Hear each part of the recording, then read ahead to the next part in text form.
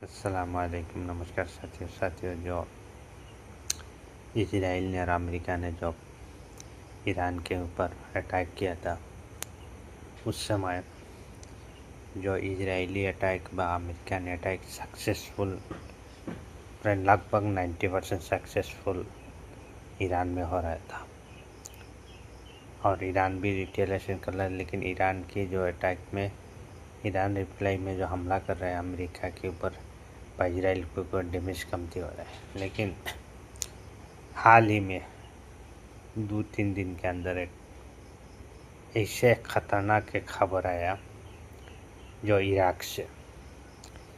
आप लोग गूगल में चेक कर लीजिए, इराक की जगह करबला की एक जगह है।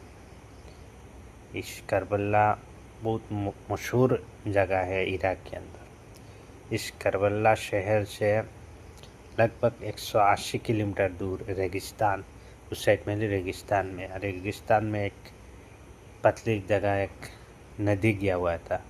और उस नदी को रेगिस्तान में नदी तो ज़्यादातर टिकते नहीं, लेकिन इस रेगिस्तान के अंदर जो छोटी नदी गया था, उस नदी को सूख गया था।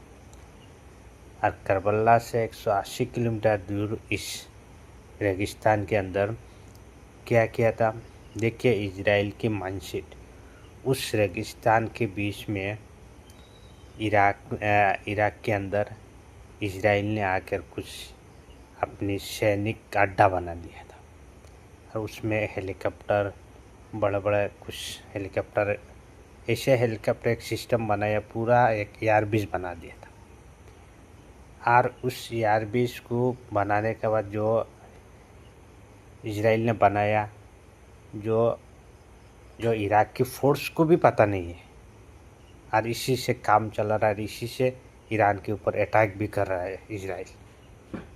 किस वजह से किया? एक ही वजह से इस फ़ायदा उठाया कैसे? इराक के अंदर जगह जगह में अमेरिका की बेसिस है, और अमेरिका की बेसिस के अंदर रहते हुए, अमेरिका की बेसिस रहते हुए इस भरपूर फ़ायदा इजराइल ने उठाया और इराक के अंदर भी अपना खुद का बेस भी बना लिया। और खुद इराक की फ़ोर्स में भी पता नहीं।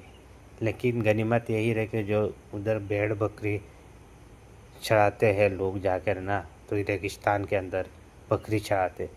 एक बकरी चढ़ाने वाला एक आदमी ने इस रेगिस्तान में बकरी चढ़ाते जाते जाते उस टाइम में कुछ हलचल देखा, कुछ हेलीकॉप्टर उतार रहा है, जा रहा है, कुछ सैनिक भी दिखा। और उन्होंने देख के आके इराक की फ़ोर्स के अंदर बताया। और इराक की फ़ोर्स जब उस टाइम में जा रहा था उस बेस के अंदर,